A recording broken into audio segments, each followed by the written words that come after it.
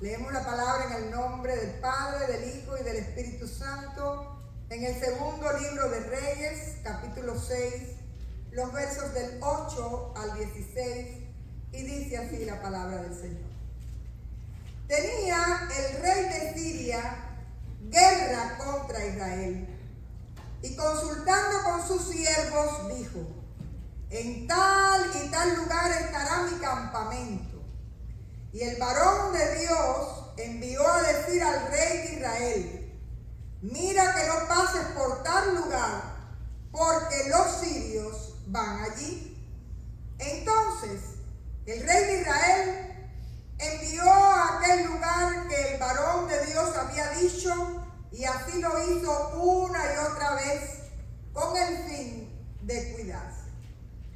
Y el corazón del rey de Siria se turbó por esto, y llamando a sus siervos les dijo: ¿no me declararéis vosotros quién de los nuestros es del rey de Israel? Entonces uno de los siervos dijo: no, rey, señor mío, sino que el profeta Eliseo está en Israel, el cual declara al rey de Israel las palabras que tú hablas en tu cámara más secreta. Y él dijo: id y mirad dónde está, para que yo envíe a prenderlo. Y le fue dicho: he aquí que él está en Dotán. Entonces envió el rey allá gente de a caballo y carros y un gran ejército, los cuales vinieron de noche y sitiaron la ciudad. Y se levantó de mañana y salió el que servía al varón de Dios. Y he aquí el ejército que tenía sitiada la ciudad con gente de a caballo y carros. Entonces su criado le dijo: ay, señor mío, ¿qué haremos? Él le dijo: no tengas miedo, porque más son los que están con nosotros que los que están con ellos. Palabra de Dios. Este texto nos presenta al profeta Eliseo. Eliseo era un profeta nada elitista, era un profeta popular, era un profeta rodeado de gente, y sus milagros no eran para hacer alarde, sino que eran milagros muy útiles para resolver situaciones de la vida cotidiana, como multiplicar el aceite de una viuda que debía pagar deudas, o si ustedes leen los versículos que anteceden a este pasaje que hemos leído, hacer flotar un hacha que se necesitaba para construir una vivienda. Así que en este momento nos encontramos con Eliseo, que es profeta de Israel, y las circunstancias que están viviendo son muy claras en el texto. Nos cuenta la narración que el rey de Siria ha decidido atacar a Israel. Pero lo interesante es que cuando él hacía todos los planes y llegaba a los lugares donde creía que iban a estar los enemigos, que iban a estar los israelitas se iban por otro lugar. Y una y otra vez sucedió lo mismo, y el rey de Siria dice que se enojó, estaba realmente turbado. ¿Qué es lo que está pasando con todas mis estrategias de guerra? Pero lo que sucedía era que Dios le revelaba a Eliseo los lugares donde iba a estar el enemigo, y Eliseo se los dejaba saber al rey de Israel para que evitara esos lugares y se fuera por otro lugar. Pero el rey de Siria seguía sospechando y dice que en medio de su corazón turbado, cuando reprende o indaga sobre los suyos, hay un siervo que le revela el misterio y le dice: nadie te está traicionando, porque lo que él creía era que había un espía entre los de él, ¿verdad?, que le comunicaba al rey de Israel lo que estaba sucediendo. Nadie te está traicionando, lo que sucede es que en Israel está Eliseo, el hombre de Dios, el varón de Dios, el profeta. Y aunque tú hables en susurro en tu cámara, lo que tú vayas a hacer, él lo conoce y se lo va a dejar saber al rey de Israel. Pues en este momento ya la guerra toma otro objetivo. Y el rey de Siria dice: pues vamos contra Eliseo. ¿Dónde está? Y fíjense si fue con furia, que dice que lo que mandó fue hombres a caballo para prender o para apresar solo a un profeta, hombres de caballo y carros de guerra. Y durante la noche rodearon la ciudad. Al amanecer, el criado de Eliseo sale y se murió de miedo literalmente, porque vio la magnitud de las tropas que estaban rodeando la ciudad y sabía que no iban a poder ni escapar ni sobrevivir a tal ataque. Y cuando viene asustado y le pregunta a Eliseo: ¿qué haremos?, las palabras de Eliseo fueron: no tengas miedo. No tengas miedo, porque más son los que están con nosotros que los que están con ellos. ¿Por qué Eliseo podía responder de esa manera? Usted puede seguir leyendo después el pasaje y se va a dar cuenta que Dios le había dado a Eliseo la visión espiritual para darse cuenta que Dios estaba actuando, peleando y obrando a su favor.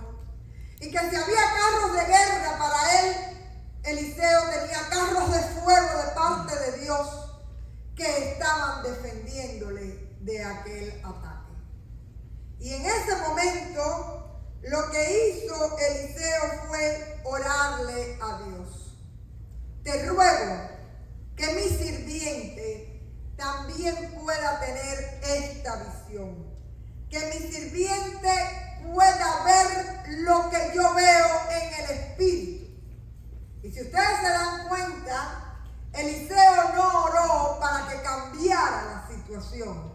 La situación era la misma. Su petición fue para que su siervo, su criado, pudiera ver en el espíritu lo que él era capaz de ver.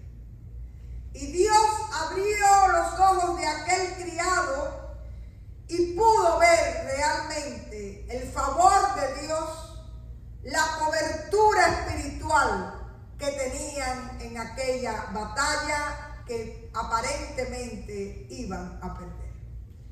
Acto seguido, si Eliseo le pide a Dios que le dé visión a su siervo, y su siervo puede ver las huestes celestiales allí alrededor, defendiéndoles y guardándoles, con la misma pidió ceguera para todo aquel ejército, para que realmente se dejaran conducir a donde él quería llevarles. Y la historia termina que aquel ejército sirio fue llevado a Samaria, que en aquel momento era la capital de Israel, donde estaba el rey de Israel y donde les estaba esperando el mismo Eliseo. Quiere decir que para su siervo él pidió visión espiritual, y para los enemigos pidió que sus ojos fueran sellados para que no pudieran cometer la barbarie que ellos tenían pensado. Y al final la historia es muy bonita porque a petición de Eliseo, el rey recibe a sus enemigos, incluso les da comida y dice que nunca más trataron de ir contra ellos y los dejó irse de regreso. Hermanos, hay algunos elementos que nos hablan en este texto y que son muy significativos. Primeramente, la fe no es ver cosas irreales o imaginarnos lo que no es o negar lo que está sucediendo. Si usted se pone a mirar, el profeta conoce realmente cuál es la situación que está viviendo y cuáles son las circunstancias que ellos tienen.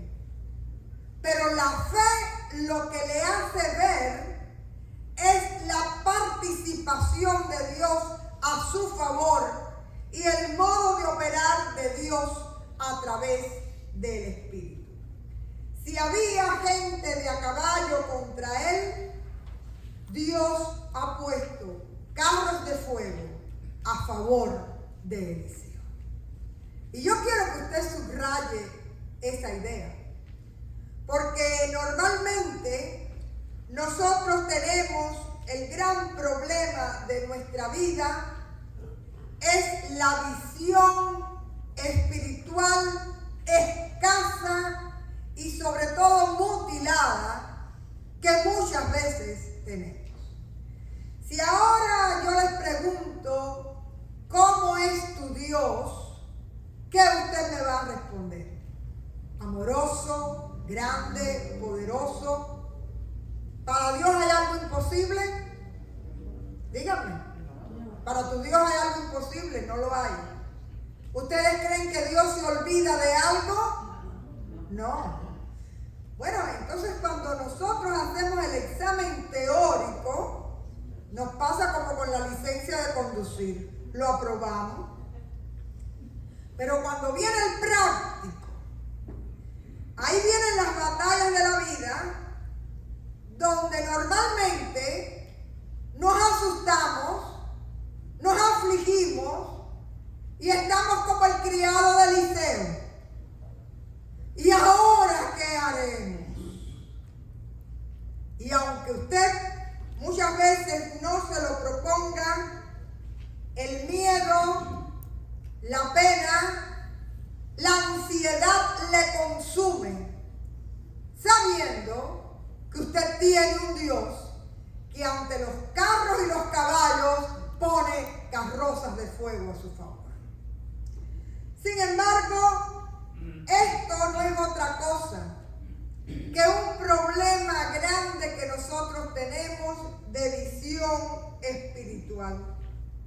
Porque muchas veces centramos nuestra mirada más en las circunstancias, en los pronósticos médicos, en las batallas que tenemos en la vida, que en el poder oportuno del socorro que viene de parte de Dios. Yo no sé si usted puede ver o tiene testimonios de momentos en los cuales Dios ha peleado y ha luchado por ti. Si usted lo tiene, puede levantar su mano, porque esto es testimonio de parte de Dios.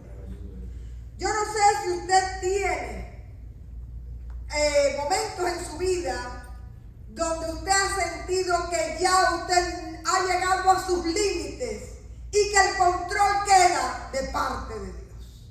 Yo creo que todos lo hemos vivido. Hay momentos en los cuales uno en humildad tiene que decir: Señor, esta batalla ya no es mía. Yo no puedo, ni en mi fuerza, ni en mi sabiduría, ni en mi poder. Y humillarnos y reconocer que es Dios el que vela, que es Dios el que guarda, que es Dios el que está en control, que es Dios el que hace batalla por cada uno de sus hijos, y a Él sea la gloria. Y en este espíritu, una de las cosas que le dice Eliseo a su criado es: tengas miedo. Hermanos, después de la pandemia, yo no sé si usted se ha percatado la pandemia de temor que se ha generalizado en la sociedad. Hay personas que viven aterradas y de alguna manera puede que usted no sea de los que están aterrados por el COVID, pero muchas veces el temor por otras situaciones en nuestra vida corrompe las simientes de nuestra existencia y usted tiene que tener la sabiduría espiritual para decir: hasta aquí, tú no puedes más. Es el Señor quien va a hacer batalla y quien va a tomar el control. Entonces usted va a tener que tener los ojos bien abiertos para poder ver el ejército de ángeles que está alrededor suyo y la manera en que Dios está operando, y saber que si usted no los ve, de todas maneras están ahí para ti y para mí. Porque la fe no depende ni de mi modo ni de mis sentimientos, ni de mis emociones. La fe depende de la certeza de saber en quién yo he creído y quién yo soy para el Señor.